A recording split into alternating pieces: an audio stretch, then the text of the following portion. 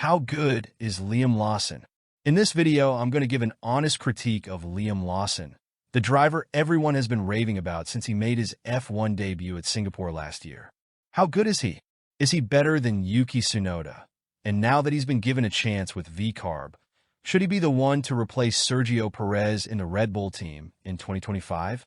We'll delve into all these questions and more in a moment, but before that, help support this channel by hitting the like and subscribe buttons below. All done? Thanks. Now, let's get started. So after an amazing debut at the Singapore Grand Prix in 2023, where he out-qualified his teammate, Yuki Tsunoda, as well as the reigning world champion, Max Verstappen, and then decent showings in his other 3 races that season, most F1 pundits have been singing Liam Lawson's praises. In fact, Lawson's substitute performance in the VCARB for Daniel Ricciardo last year was so good in some people's eyes that they demanded that he be shuttled straight into the senior team to be Max Verstappen's teammate in 2025. But is the hype around Lawson warranted, or should F1 fans be more cautious about his potential? There are some undeniable qualities about Lawson which explain why some fans think he's good enough to be in an F1 seat. When he made his F1 debut last year, you may have heard Crofty mention that Lawson had an amazing stat of winning his debut race in every formula he'd raced in. Unfortunately for Lawson, that record was never going to continue at the Singapore Grand Prix, given the disparity in performance between the top and midfield teams. But how useful was this stat? And does it tell us anything about how good Lawson really is? For me, it shows that he's a driver that prepares well and can hit the ground running. However, the more important question would be, did he win these racing formulas he competed in, or did he just have a few race wins here and there? I ask this because if he didn't win the racing categories he competed in, that may mean that Lawson was able to find his peak earlier than the eventual champions did, but these title winners had higher levels of performance that Lawson wasn't able to reach. So given all this, amid all the rave and hype about Lawson, it's important to put things into perspective. Which is why we're going to look at some stats from Lawson's career in the lower formulas, specifically his time in F3 and F2, and compare it with that of ex-F1 driver Logan Sargent, who was Lawson's teammate in F2 in 2022. Lawson made his debut in Formula 3 in 2019, driving for MP Motorsport with teammates Simo Laaksonen and Richard Verschaw. He ended the season in 11th place, above both his teammates, with a total of 41 points. Sargent, who was driving for Carlin, finished the season in 19th place with just 5 points, behind his teammate Felipe Drugovich, who finished 16th with 8 points. The following year, both Lawson and Sargent returned to F3.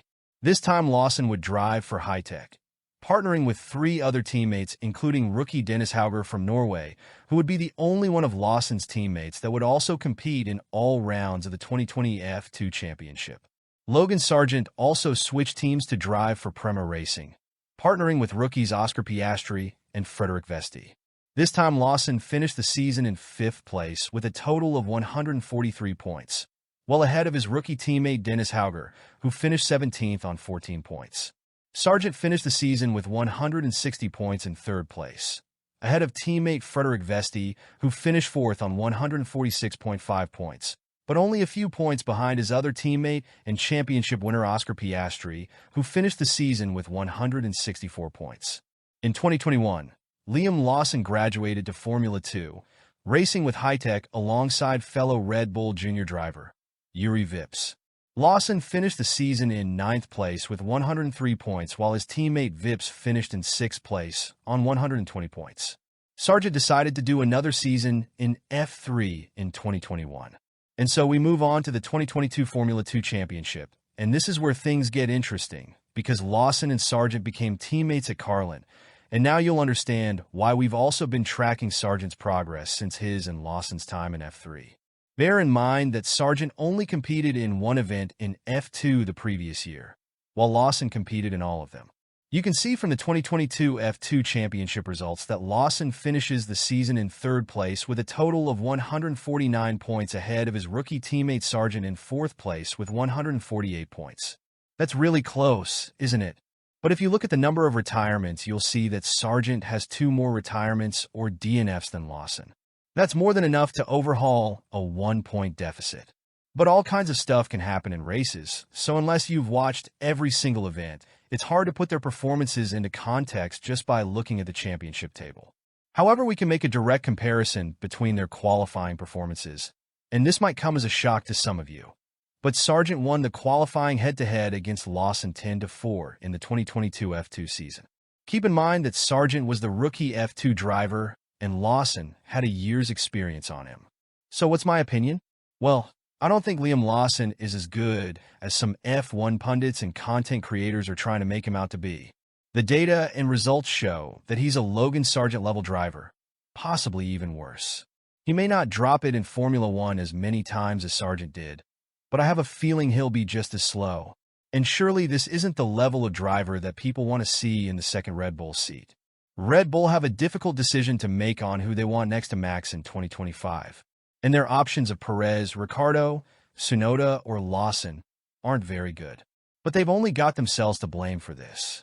Although Red Bull love to talk up their junior driver program, it hasn't been any good for years now.